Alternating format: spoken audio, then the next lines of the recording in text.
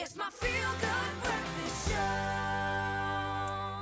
Welcome back. You're tuning to Espresso here on SABC3 on this Feel Good Friday morning. Now, this past week was International Food Allergy Awareness Week. It actually wraps up officially tomorrow, but with around 3 million South Africans suffering from food-related allergies, Pharma Dynamics teamed up with well-known food consultant leigh-anne to bring you some great recipes, and that's, of course, courtesy and exclusive to allergyexpert.co.za, the allergy expert. So we have leigh-anne in studio with us this morning as well from Pharma Dynamics, Mariska van Aswegen. Very nice to have you ladies in studio.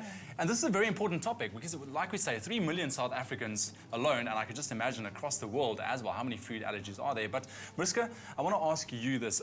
When it comes to food allergies, I mean, is it easy to determine, or is there a way that you can actually go about determining whether or not you suffer from a certain food-related allergy? I think the best way is trial and error, unfortunately. Okay. There are certain tests that you can do. You can do skin prick tests. There are other tests that people recommend and that they advocate, but it's often not very accurate and it can be quite expensive. So unfortunately, trial and error, if you do start to realize that you have certain symptoms for a specific allergen, try to avoid it because it can be dangerous as well, because if you have an anaphylactic shock or a severe allergic reaction to a specific allergen, it can be life-threatening. Okay, and Helene, when it comes to the actual food part, I mean, for people suffering from those food-related allergies, is it difficult to kind of put these recipes together and, make it like an allergy-free meal, can I say? Yeah, Ewan, when you start looking at, when you start looking at the ingredients that you should avoid, you actually realize how often it is used. And things that people are normally allergic to are eggs, seafood, gluten, those sort of ingredients. And so often, even in something as basic as a hummus that we're going to prepare this morning, nuts and seeds are often used. So if you're not aware of the ingredients that are used to prepare the dish and you are allergic to it, it could become a bit difficult. Okay. Even with seafood, I know people need to ask in a restaurant, is the seafood grilled on the same grills as the fish if you order fish? Because you can have fish, but if you can't have seafood or shellfish and it's done on the same grill, you actually could have a reaction in the restaurant while eating fish, and yet you're allergic. So people have to be, unfortunately, very aware of it. And hidden ingredients is another problem. That's a difficult one. All right, so this recipe, tell me a little bit about this recipe you're going to be making this morning. Hummus is a very traditional Greek sort of dip, and it's made with chickpeas and tahini. Now, tahini is a sesame seed paste, and people with a nut allergy often will find that they can't have the seeds. Yes. So I took that out, the tahini, and I'm just using chickpeas. But now people associate the hummus with a nutty flavor. Yes. So the nuttiness is now reinvented. Reinvented, okay.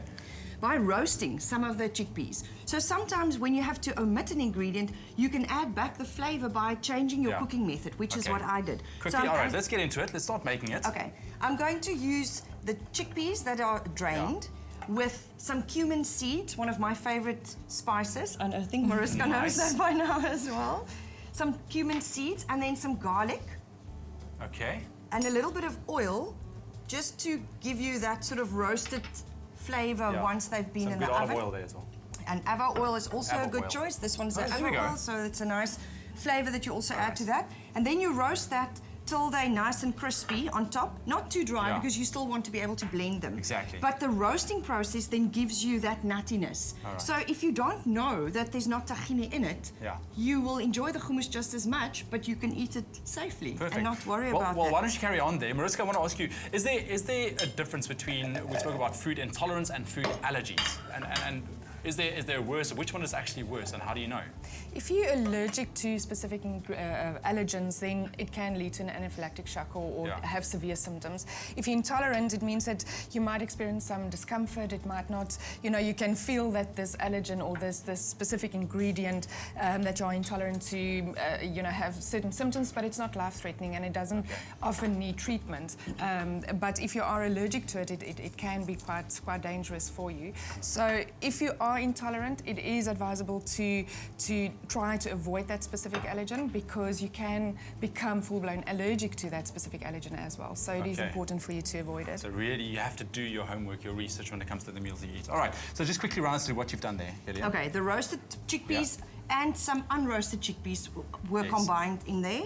And then some cumin, ground cumin, again because cumin gives that nutty flavor that enhances that. A little bit of lemon juice, some of the liquid from the tin or if you don't want to use that, because remember this can be quite salty, and we Yes. try to avoid that.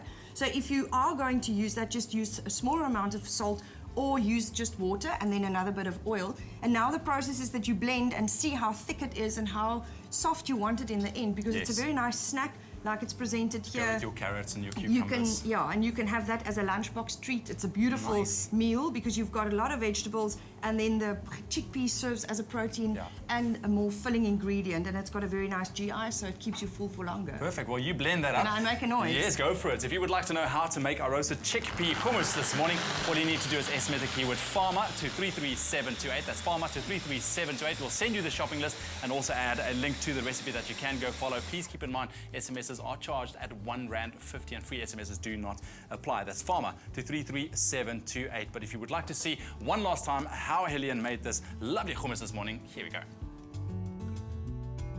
Drain chickpeas, reserving liquid. Toss half of the chickpeas in a bowl with garlic, avo oil and cumin seeds. Place onto a lined baking tray, then roast at 180 degrees Celsius until golden. Place roasted chickpeas, oil, ground cumin, lemon juice, remaining chickpeas, and 2 tablespoons of reserved liquid into a blender, then blend until chunky. Add more liquid if desired for a smoother hummus. Serve with fresh veggies. For the full recipe, visit the Espresso Morning Show Facebook page or log on to www.expressoshow.com. SMS the keyword Pharma to 33728 to receive the shopping list on your phone. Click on the link provided to view the recipe on our Mobi site. SMSs cost R1.50. No free SMSs. T's and C's apply. And that keyword, once again, Pharma to 33728. Alternatively, you can also log on to our Facebook page, Espresso Morning Show, SABC3. We'll put all the details for you there as well. Ladies, thank you very, very much. Just before we go, Mariska, what are some of the food or the allergy types? What are some of the allergy symptoms that you can get from certain types of foods? Well, if you look at allergy symptoms, it can be gastrointestinal related, so it can cause nausea, it can cause people to vomit, you can have a skin reaction, so you can have hives or itchy skin, etc., Yeah. etc. It can be nasal related, so you can have a runny nose or stuffy nose, etc., etc., eyes watery, and so forth. Okay. So you have to be on the lookout for those symptoms, and your nuts and dairy and eggs and wheat and gluten, shellfish we mentioned, those are all the allergens that you should be on the lookout for. Perfect. Ladies, thank you very, very much. Now, if you do suffer from food-related allergies, you can always log on to allergyexpert.co.za. That's allergyexpert.co.za. They've got a whole host of recipes for people out there that does suffer from food-related allergies. Once again, thank you very much. I'm going to give this a go. It looks absolutely amazing. While we go over to Ilana. Pharma Dynamics. Effective, affordable healthcare.